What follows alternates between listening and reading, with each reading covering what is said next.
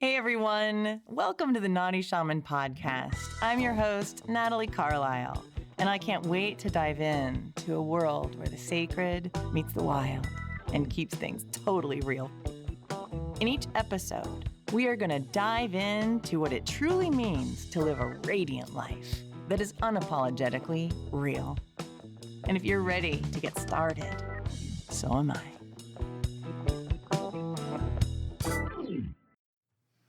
Hey everybody, this is Natalie coming at you live from Naughty Shaman, and I'm super excited to talk with you today about a couple of common myths that I see, and their mechanisms really to keep us from living and creating the life that we want.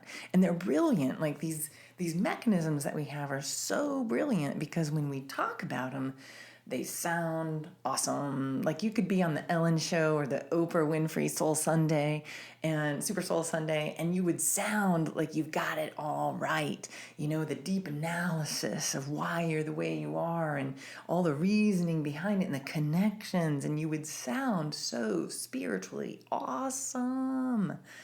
Except that it's keeping you, believing in these myths is keeping you from living the life that you want. You're regurgitating something that you've heard and you haven't transferred the learning into action.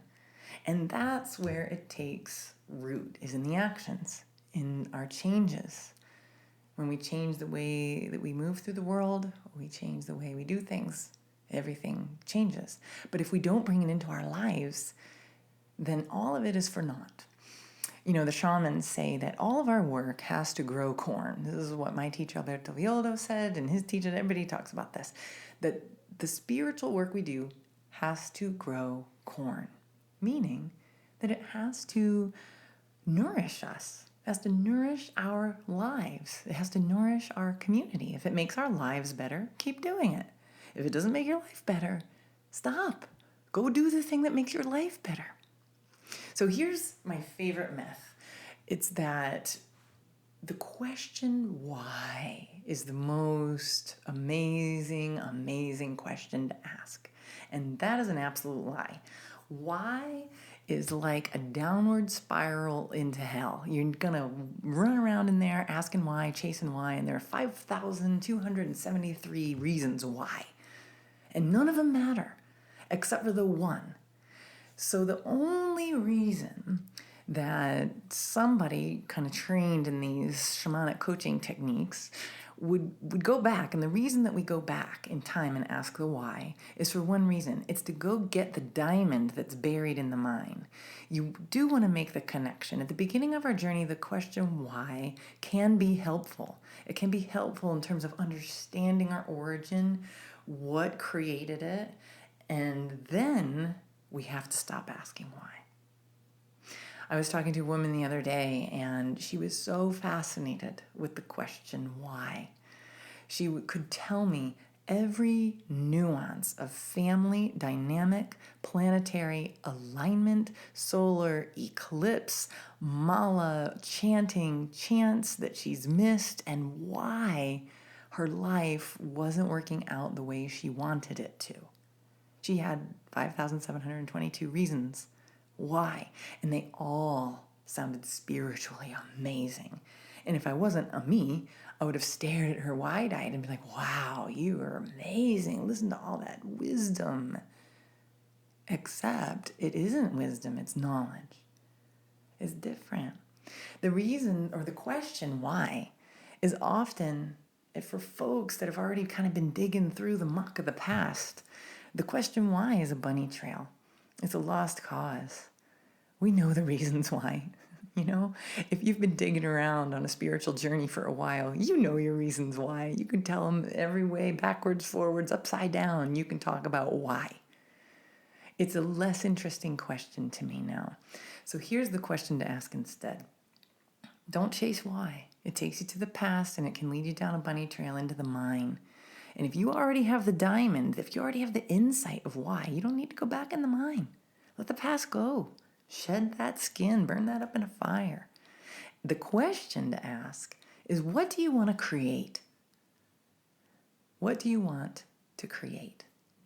Now, most people will avoid that question like the plague because it's a difficult question to answer It requires you to take time, spending time inside your own thoughts, inside your own heart, and getting real and raw with what is it that you want to create. This question takes patience. This question takes some tenacity of the soul. This question requires creativity and an open mind. And it also takes a lot of courage, because the question, what do you want to create, puts the responsibility of your life solely in your hands, which is where it belongs if you think about it, you know? I've had days, trust me, I get it. Like, we all have moments where we wish with everything in our heart to all that is holy in the world that someone else would be responsible for our lives. Can someone just come and rescue me? Get me out of this hell I've created? Can someone just come and tell me what to do? Boss me around, take control of everything. And we would love to give our power away that way on some days. But we know in our bones that is not the way a wholesome creative life goes. What do you want to create? You're here. Your soul came here to the planet with something in it, a calling. It came here to experience some things, and it came here to share something. And that's our job to figure out. Nobody can figure that out for us. That's figuring out your dharma, figuring out what the heck you're going to do here to be of service. And so that's the question to ask. What do you want to create? So myth number one, just to recap, is that why is the super best question, and if you can talk around that, then you're really wise. It's not true. I must have gotten an email or something cool.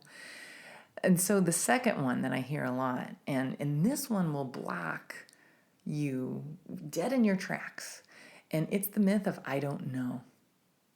I lived in this one for about 8 years, I swear to goodness, with around one thing in my life that I just didn't know. But I do. I did know. I knew.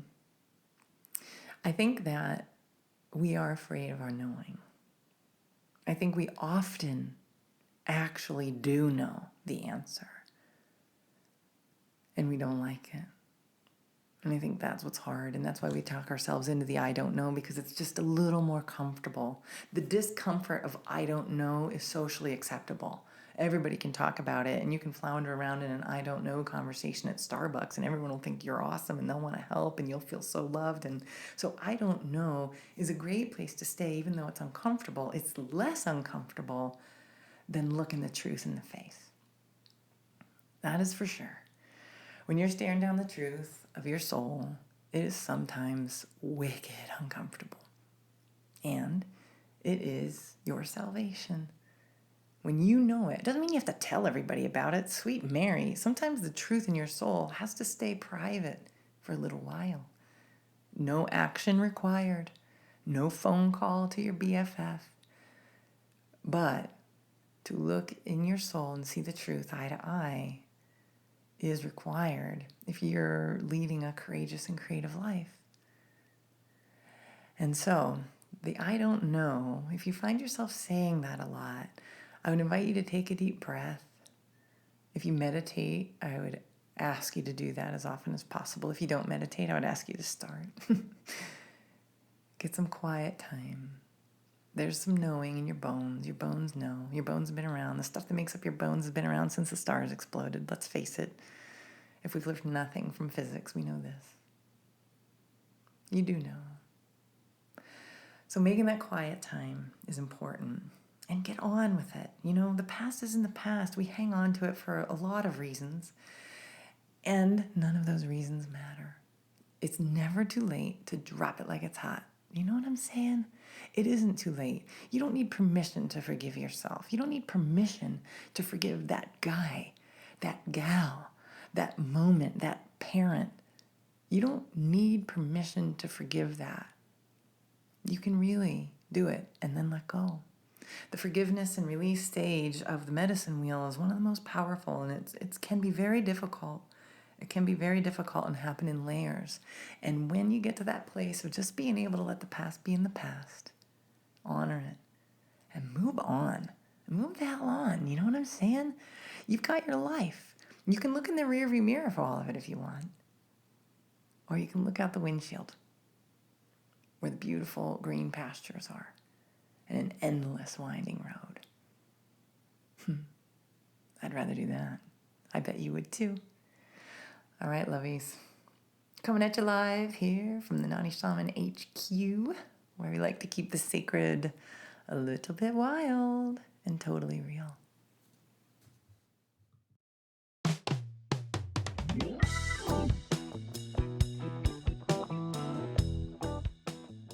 If you're hearing this message, you've listened to the entire episode, and for that, we are so grateful. Please reach out to us. Let us know what topics you'd like to see covered in our future episodes. Get in touch in the comments because we love to hear from you. And you can reach us on social media.